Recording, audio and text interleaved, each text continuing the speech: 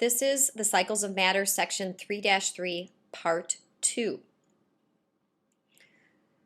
Part 2 is going to deal with the nutrient cycles, and we're going to talk about 2 nutrient cycles in Part 2.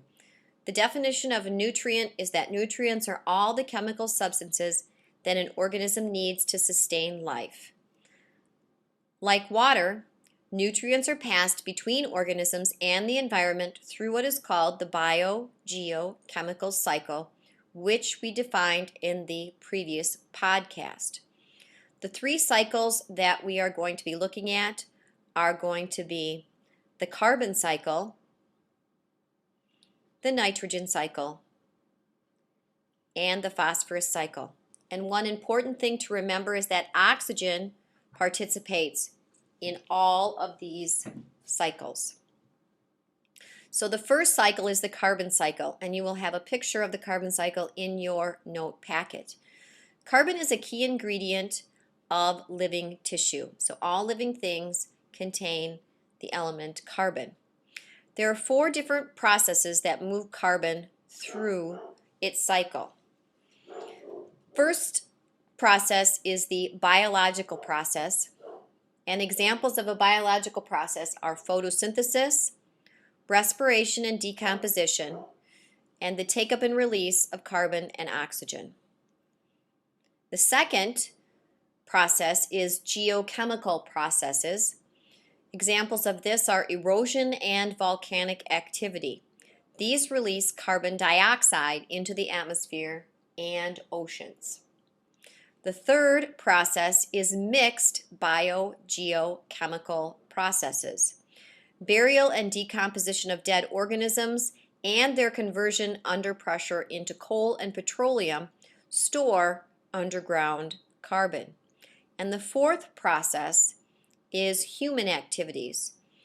Mining, cutting and burning forests, and burning fossil fuels all release carbon dioxide into the atmosphere. So once again, the 4 main processes are going to be biological, geochemical, mixed biogeochemical, and human activity. So how does this work? In the atmosphere, carbon is present as carbon dioxide gas. Carbon dioxide is released into the atmosphere by these 4 processes. Volcanic activity, respiration, and that is what humans do when we release carbon dioxide, burning of fossil fuels, and finally decomposition of organic matter. Now, as we learned in the previous podcast, a cycle can start anywhere. There is no beginning or end to a cycle. So the next step is going to be plants then take in this carbon dioxide that has been released by these 4 different processes and then use the carbon to build carbohydrates through the process of photosynthesis.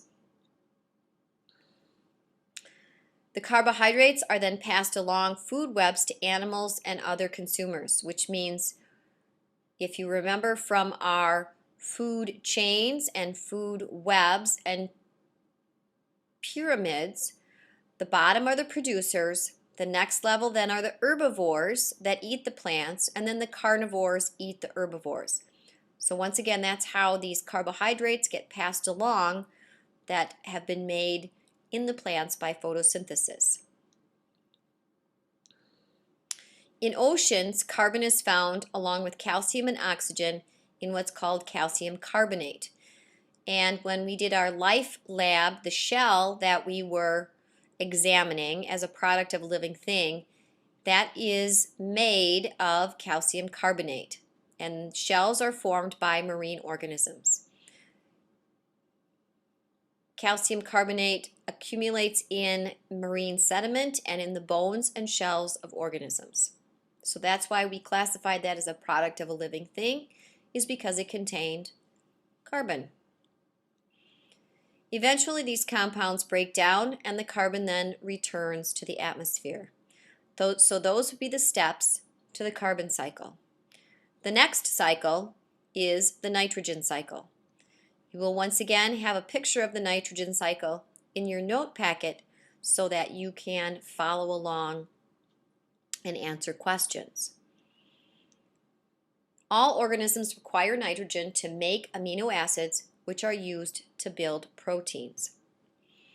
Nitrogen can be found in many different forms, and these are nitrogen gas, which is N2, and it makes up 78% of Earth's atmosphere.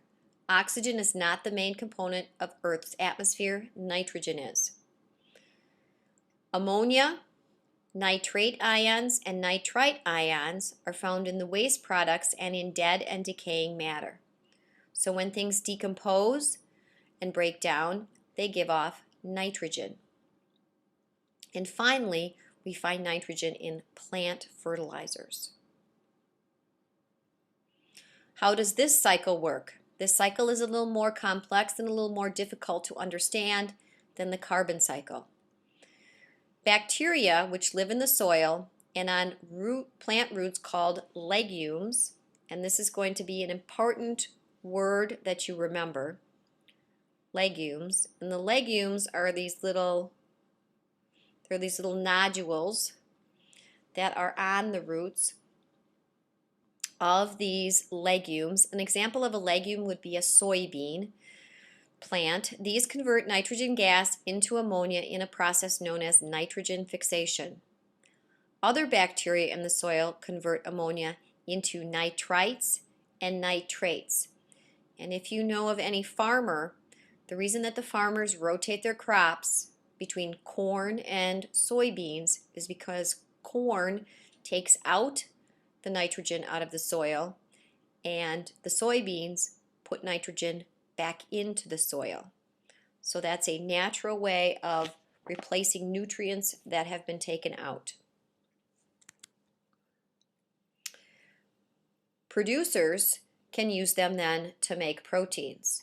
So through the building of amino acids into proteins, that's how then producers make proteins.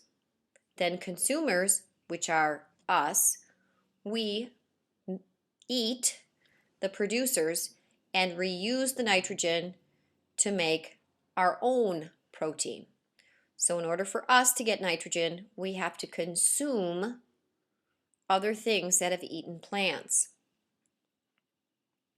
When organisms die, decomposers return nitrogen to the soil as ammonia.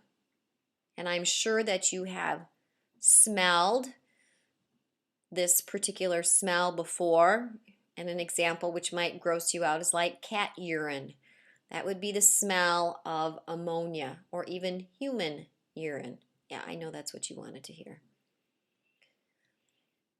The ammonia may be taken up again by the producers. Other soil bacteria convert nitrates into nitrogen gas in the process called denitrification.